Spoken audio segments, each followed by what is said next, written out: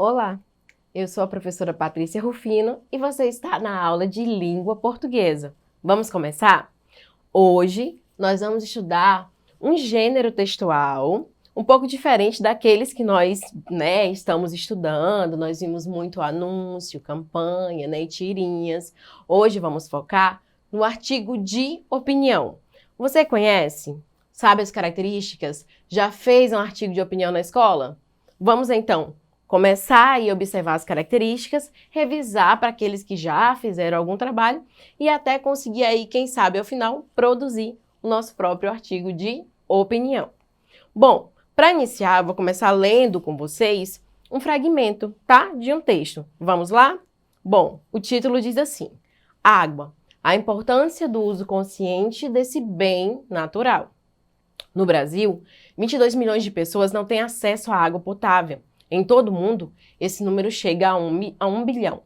O Brasil possui cerca de 15% dos recursos hídricos disponíveis do mundo. Entretanto, o volume de água disponível para consumo humano é cerca de 3%, o que torna ainda mais essencial a necessidade de uma gestão eficiente dos recursos hídricos. Bom, esse parágrafo aí, ele é um parágrafo um pouquinho grande em relação aos textos que a gente produz e ele traz aí algumas características importantes. Bom, vamos lá. Primeiro, observaram o título? Sim, o artigo de opinião precisa apresentar um título. O título, gente, precisa ser interessante, né? Por quê? O artigo de opinião, ele costuma rodar aí, ser publicado em jornais, esferas jornalísticas. Ele também costuma ser cobrado como gênero em alguns vestibulares do nosso país. Então, a gente precisa pensar no tamanho que nossos parágrafos vão ter. Por exemplo, em um artigo de jornal, onde você pode ocupar até 2 ou 3 páginas, você pode fazer um parágrafo bem maior. Já em um texto de vestibular ou de uma universidade, que você vai ter aí apenas 30 linhas, é interessante você pensar num parágrafo um pouquinho menor, não é? Em torno ali de 5 ou 7 linhas. Quanto ao título, com certeza um jornalista vai pensar num título aí chamativo, né? E aí esse título tem que prender a atenção do meu leitor, porque ele tem muita coisa para ler, então ele vai selecionar pelo título. Já nos vestibulares, nem sempre é obrigatório. As bancas costumam orientar se ela precisa ou não de um título. Então, se daqui a alguns anos vocês forem fazer um vestibular, fazerem aí uma prova de universidade e ela solicitar o título, lembrem-se, título curto e chamativo. Verifiquem aí o tamanho de linhas que o texto pode ter e aí determine a quantidade de linhas em cada parágrafo. Tudo bem? Bom, nós já vimos que o tema é água. Tema importantíssimo, até porque já foi colocado ali no título, né? Que é importante aí e o uso consciente. Vejam que no título já foi dado uma deixa aí, né? Do que vai ser tratado no texto. Na introdução, nós já encontramos uma tese. Professora, mas o que é a tese? A tese é o ponto de vista que o articulista defende, o autor defende dentro de um texto. A tese, gente, ela costuma ser estabelecida ali dentro da introdução, tá bom? E aí você escolhe o período em que você vai colocá-la. Tá com dúvida na tese? Vou te trazer um exemplo que vai te ajudar. Você que está aí em casa torce por algum time? Muito bem, tudo bem, sem brigas. Então, os times de futebol, eles costumam chamar os torcedores para a defesa, vocês sabiam disso? E aí quando você chega na escola e diz assim, o meu time é o melhor, você está se posicionando. E o colega diz o quê? Não, o meu é o melhor. Um outro ponto de vista. A partir daí vocês começam a fazer o quê? Levantar argumentos para defender a ideia de que o time de vocês é o melhor, né? Aí vocês falam dos jogos, de como o time de vocês tem bons jogadores. Então vejam só, nós usamos tese, um ponto de vista a ser defendido várias vezes durante o nosso dia a dia, em discursos que nós fazemos oralmente e em textos escritos, tá bom? Tese é o ponto de vista que vamos defender. E claro, o nosso ponto de vista vai ficar muito mais fundamentado, ele vai ser muito mais respeitado pelo leitor se ele apresentar o quê? Bons argumentos. Certíssimo. No nosso texto, por exemplo, que vocês viram aí na telinha, vejam só, O escritor teve cuidado de colocar dados. Vejam só, 22 milhões de pessoas, ele coloca ali que não tem acesso à água. Depois ele fala que no mundo isso chega a 1 bilhão. Preocupante, né, gente? Então, vejam como esse assunto merece bastante atenção. Mais à frente ele traz um outro dado. Ele diz que do volume de água que existe no planeta, o Brasil tem aí 15% e a gente tem acesso a apenas 3%. Professora, mas 3% nessa quantidade de água ainda é muita água. Sim, mas sem o uso consciente nós vamos aí com certeza chegar à escassez, algo que devemos evitar, certo? Bom, olha gente, não é um texto tão difícil, né? Não é um texto tão difícil. O artigo de opinião, ele tem uma introdução até bem comum de ser feita, tá?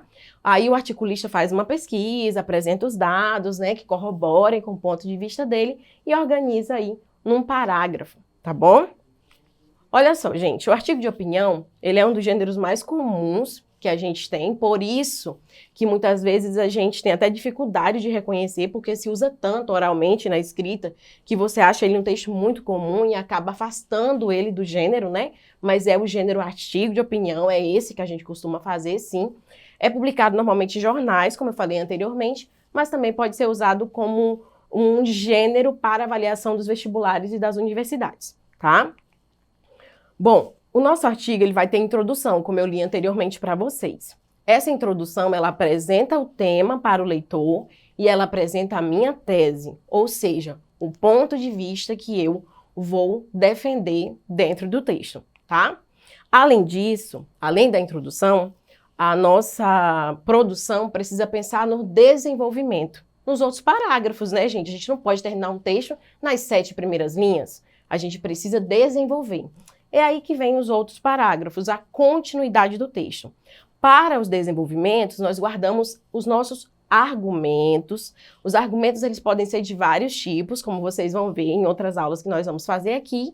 E esses argumentos eles vão formar o nosso projeto textual. O que é um projeto textual, professora? O projeto textual é o seu planejamento, é a sua organização. Acontece, depois da sua pesquisa, quando você determina o que vai vir na introdução, o que virá nos desenvolvimentos e o que virá na conclusão. Aí você já está organizando, planejando, fazendo um projeto, tá? Então a ideia é planejar, fazer um projeto bem organizado, bem articulado. Vejamos então a continuação daquele texto no desenvolvimento. Segundo o relatório da Organização Mundial de Saúde, a OMS, e da Unicef, cerca de 1,5 milhão de crianças morrem anualmente por problemas relacionados à água, seja por falta dela ou pela ingestão de água de má qualidade. Outro relatório do Programa das Nações Unidas para o Meio Ambiente revela que cerca de 1 bilhão de pessoas, especialmente na África, usa fontes de águas impróprias para o consumo. Enquanto isso, em países ricos, o consumo de água é exagerado. Gente, como é que é o consumo aqui no Brasil? Como é que é o seu consumo de água aí em casa? Pois é, nós somos um país rico em fontes de água. Como nós temos muita água, ficamos com a impressão de que nós podemos fazer o quê? Usar sem preocupação, não é? Pois é, gente, mas não pode ser assim. Vejam que ali a ideia do articulista é apresentar dados, informações que possam convencer o leitor de que o posicionamento dele está adequado, está correto. E vejam, gente, 1,5 milhões de crianças, né? 1,5 milhão, na verdade, de crianças. Gente, é muita criança. Além da falta de água, tem lugares que tem água e elas são o quê? Impróprias, né? São ruins. Aqui no nosso país, como a gente é um país muito rico, quando a água tem um sabor estranho, a gente já faz o quê? Despreza, reclama, não é? Quando você vê que ela não tem um sabor que você esperava. Sim, a água tem sabor, tá? E outros países aí, as pessoas, né, costumam tomar água suja mesmo, poluída. Por quê? Porque não tem outra opção. Então a gente tem que guardar aquilo que a gente tem, né? Já estão convencidos? Então, é porque os argumentos do articulista são muito bons, né? Além disso, vem o desenvolvimento 2, né? A continuação do texto dele. Ele diz assim, ó: consumir água com exagero em um lugar é contribuir para que falte em outro lugar, o que prejudica a todos, direto ou indiretamente. Os moradores das regiões mais ricas da Grande São Paulo, por exemplo, gastam em média 220 litros de água per capita por dia, por pessoa, tá, gente? E os mais pobres, 130 litros.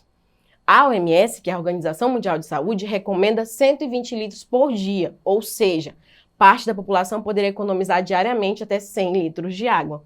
Gente, nós consumimos muita água. Se a Organização Mundial de Saúde disse 120 e a população pobre está consumindo 130, é porque a gente está consumindo realmente demais. Então, o que dá para reaproveitar, né? Quais cuidados devemos ter? É assim que o articulista começa a se encaminhar para a conclusão do texto, tá bom? Lembrando que depende aí do que você pretende fazer. Se for para um jornal, o texto pode se estender mais, tá? Se for para o vestibular, a conclusão já deve se encaminhar aí pela linha 22, 23 ali, você já deve começar a conclusão, tá bom? Olha a conclusão do nosso articulista aqui. Por isso, o consumo consciente é hoje uma necessidade e pode ser feito por meio de ações simples do dia a dia, como reduzir o tempo do banho ou fechar a água enquanto se escova os dentes. Além disso, ao longo dos anos, novas tecnologias estão sendo desenvolvidas para ajudar o consumidor no combate aí ao desperdício de água. Mais que mudanças de hábitos, é importante que as pessoas se conscientizem da importância de se economizar água e passem essa cultura para seus filhos e netos. Se a redução do consumo e no desperdício não começar a mudar já, é bem provável que em pouco tempo soframos, né, com os racionamentos e a escassez de água. E assim ele fecha a ideia. Observem que na conclusão ele retoma a ideia principal, que é a ideia do consumo consciente, e ele trouxe até sugestões ali, né, uma reflexão sobre o assunto. A conclusão dele ele fez em 2 parágrafos, porque é um texto um pouco maior. Mas no texto de vestibular fica ali em um parágrafo apenas, tá? Um trabalho da escola, professora. A professora pediu 30 linhas apenas. Então, se foi só 30 linhas, você faz só um parágrafo mesmo de conclusão, retoma a ideia, fecha o que você tinha para falar e aí você pode até colocar uma sugestão em relação ao problema, tá? Quanto à escrita desse texto, é importante refrisar que você pode assinar e pode usar tanto a primeira pessoa, verbos de primeira pessoa, como verbos de terceira pessoa. Depende aí do seu projeto, do seu planejamento, tá bom? Preparados então para resolver uma questãozinha comigo? Vamos lá. Aqui nós temos um texto, eu vou focar no primeiro parágrafo, é da revista Super Interessante. Em 1937, na Universidade de Harvard, começou o maior estudo realizado sobre a saúde humana. O projeto, que continua até hoje, acompanha milhares de pessoas. Os voluntários de todas as idades e perfis que têm sua vida analisada e passam por entrevistas e exames periódicos tentam responder a pergunta: o que faz uma pessoa ser saudável? Bom, ali tem um restinho do texto, mas eu peguei a parte aqui que vai ser necessária para a resolução da questão. De acordo com esse texto, o estudo realizado sobre saúde humana defende a ideia de que a prevenção de doenças ajuda a aumentar os laços de amizade? Não falou disso ainda, né? B. A relação com outras pessoas é o que mais influencia no bem-estar? C. A característica genética é determinada pela aptidão social das pessoas? Ou D. O fator mais importante para a sociedade é ser uma pessoa saudável? Bom, o gabarito é a letra B, que diz a relação com outras pessoas é o que mais influencia no bem-estar. Ali, lendo a continuação do texto, você pode fazer isso visitando a plataforma Eduque, você vai ver que ele direciona para esse pensamento. Muito obrigada, até a próxima aula. Visite a plataforma para assistir essa ou outras aulas.